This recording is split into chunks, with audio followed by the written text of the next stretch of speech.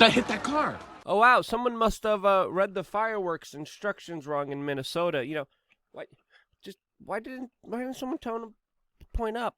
Welcome back, beautiful and amazing human beings. This is Ukradowski here of wearechange.org. And my goodness, do we have some absolutely crazy news to get into today. This as right now, MK Ultra is trending on Twitter. As of course, a lot of people have some serious questions about the recent violent events that have unfolded here in the United States. What's going on here? What are some of the bigger questions? Well, we're going to be talking about that here on this independent media broadcast, as well as some other troubling developments around the world and domestically that I think are too big to ignore. Lots to talk about. So much so that we're just going to jump right into it. As of course, moments ago, CERN was just turned on as the Large Hadron Collider has, according to some initial reports, already produced 3 exotic particles for the first time that the world has never seen. Why in the world are scientists doing this now? Well, that's an important question, as of course many people expect glitches in our current matrix and reality as a result of these scientific experiments. Some are talking about the Mandela effect, which some people explain as a psychological false memory phenomenon, while others use it to explain that we are literally shifting realities and jumping into alternative universes. Which one is it? Who knows? What do you think? Let me know down in the comment section below. But most importantly, I would kind of weigh a little bit more heavily into this kind of psychological phenomenon of something being there and not being there, especially with what we've been seeing on Twitter, as of course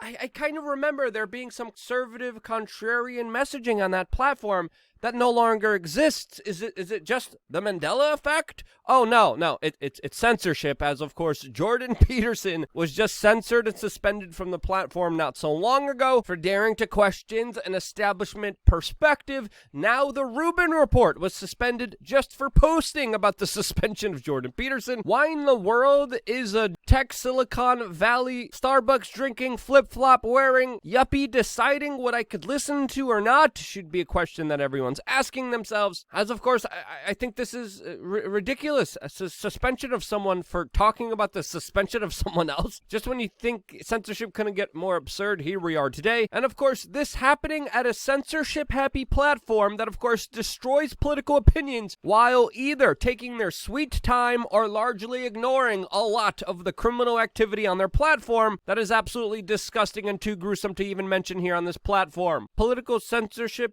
backfires. It always does. It usually radicalizes individuals, and predominantly more than not, it backfires in many unexpected ways. As of course today we're also finding out that Crosby, Stills and Nash is now back on Spotify after their failed boycott of the platform for allowing Joe Rogan to express his opinions on there. If you remember, Crosby, Stills, and Nash said that they wouldn't be on this platform because it allows people to have discernment, critical thinking, and speech that of course is unfiltered, even though it is filtered. But because Spotify stood behind those ideas, it faced a major onslaught and attack from this music band that now is back on their platform. Now, shifting focus is here. It's not just a political crisis that the world is dealing with, especially when it comes to the destruction of political ideas and the ever rise of totalitarian-like behavior, which is being normalized. It's also a major resource shortage that the world is facing, as of course politicians are implementing the Build Back Better Great Reset, which of course is wreaking havoc on the planet and is most likely going to cause some severe major ramifications for everyone involved. The Guardian today is also reporting that Spain and Portugal are suffering their driest climate for over 1,200 years. Here in the United States, farmland is continuing to be privatized by billionaires who believe in population control. In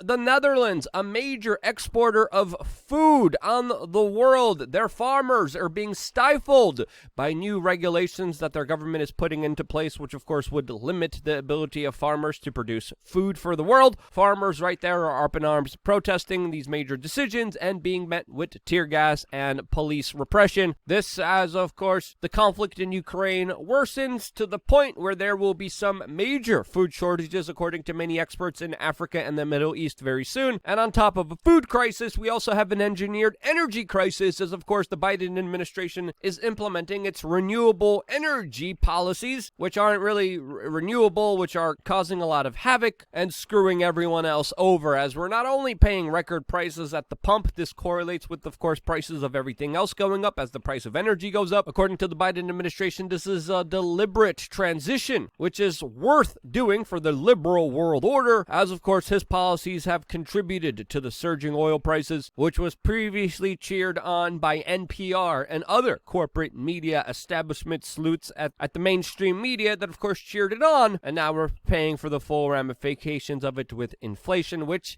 is about to get a lot worse and is already wreaking havoc on the world, especially in places like Sri Lanka, especially in places like Turkey, which we've been warning you about specifically on LukeUncensored.com. We told you, keep an eye on the poorer countries of the world, and if you are, you should be absolutely worrying about the current situation, which of course is about to get a whole lot worse for everyone, especially the poorest amongst us. You add that to the health crisis going around that is being blamed on everything but the larger experiment that was just played on humanity, an experiment which is being prolonged in Canada, where now 2 doses of a rushed experimental treatment are, quote, not enough, according to Canadian politicians that are now requiring citizens get 3 shots, a new one every 9 months now, in order to be considered compliant with the government that of course is keeping away their rights unless they comply, making them privileges. Again, I got a lot to say about this. I'm going to have to save this particular topic for LukeUncensored.com,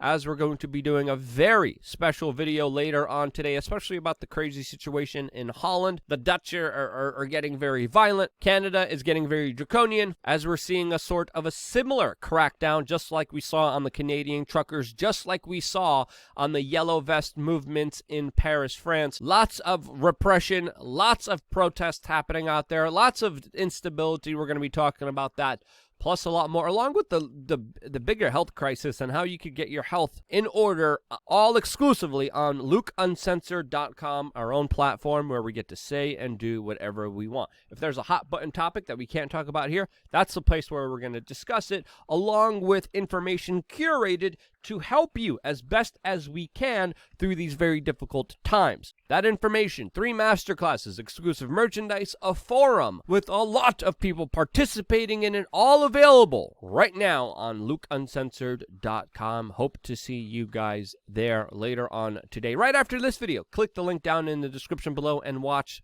the second video right after this one. Now, this July 4th, there was yet another mass shooting event here in the United States, this time in Highland Park, Illinois, where, of course, a crazy lunatic shot into a crowd that was celebrating July 4th. This in one of the richest neighborhoods, as, of course, if it would have happened a couple miles away in Chicago, this wouldn't be national media attention, according to my own personal opinion. Now, this is yet another major event that, of course, as we told you, according to the psychological research that came out, we should be very careful in how we report on, since, of course, there's a correlation with the media showing psychopaths and crazy people on the television, showing their picture everywhere, putting their name everywhere, promoting their YouTube channels or social media, blasting their name out there, creates copycat situations. This is why during major sports ball games, whenever there's a crazy person that runs onto the field with a sign or a political message or an advertisement, the cameras have learned not to give these people attention, because when they do, they spur on other copycat incidences that, of course, make it very difficult to have the sports ball game. The same phenomenon is happening with, of course, these major incidences, and this is why we've been telling you that the corporate media reporting and also the social media reporting on these particular issues will spur on other copycat incidences, and yet here we are today. And I do have to say, it is very troubling that right after this incident, we didn't talk about the life loss here. We didn't talk about the victims here. We didn't talk about the larger questions here. We automatically jumped to conclusions, and whether you were on the left or right, you automatically were trying to use this incident for political brownie points, which I think it's pretty sad. I think, again, and just looking at the news yesterday, it's so disappointing that instead of waiting to find out what happens, instead of waiting to actually ask some legitimate questions to authority figures so we could get the right information, so we could actually understand what really happened here,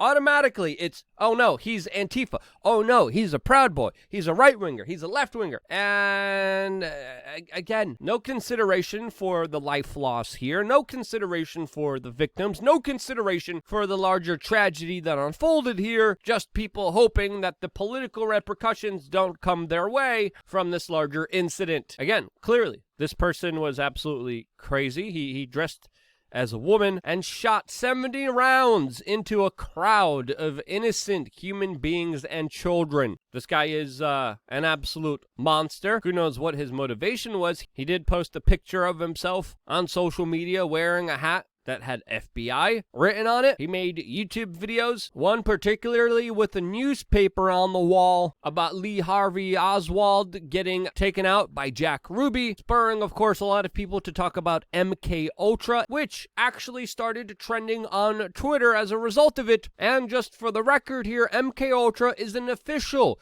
secretive U.S. government project that was run by the Central Intelligence Agency that conducted human experiments that were absolutely atrocious, illegal, and yes, you're hearing this correctly, a U.S. intelligence agency that was unaccountable, held illegal human experimentation programs trying to control the human mind. They did this using psychedelics, using interrogation techniques, forced confessions, brainwashing, psychological torture, methods of manipulation, altering people's mental states, brain functions, electroshock, hypnosis, sensory deprivation, isolation, and many forms of abuse and torture in projects to see how they could control the human mind and an individual. This is not a theory. This is officially what the U.S. government did with your tax dollars on unsuspecting human beings that were experimented on. One of the people that was experimented on was, of course, Ted Kaczynski, who, of course, was known as the Unabomber. Now, what's going on here? What's the connection?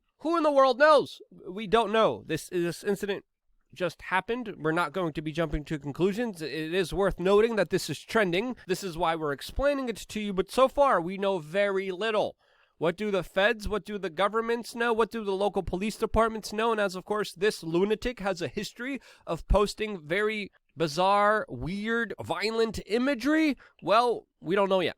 Maybe they don't know nothing, which I think would be rare, especially with their data collection programs. But what did the government know here? Was he on SSRIs? What were the warning signs here? What was going on here? I think are all important questions to ask, and I think they're worth asking rather than, of course, just jumping to conclusions here. We don't know what's going on here, and calling for political solutions towards a situation that we still don't know about is absolutely crazy, as of course some people are using this situation as a call to disarm law-abiding citizens, which I think is ridiculous, as of course even CNN is admitting that there were, quote, plenty of signals about this crazy person posting violent images, lyrics, cartoons, that there was a lot of warning signs, and CNN is even admitting that red flag laws probably wouldn't even do anything here. But again, we still don't know, and with the absence of evidence, it's important to ask pointed questions and not jump to conclusion. Again, the world is a very violent place. History tells stories of absolute violence. We're seeing it right now inside of Europe, and it is not an exception to the rule. It is the norm.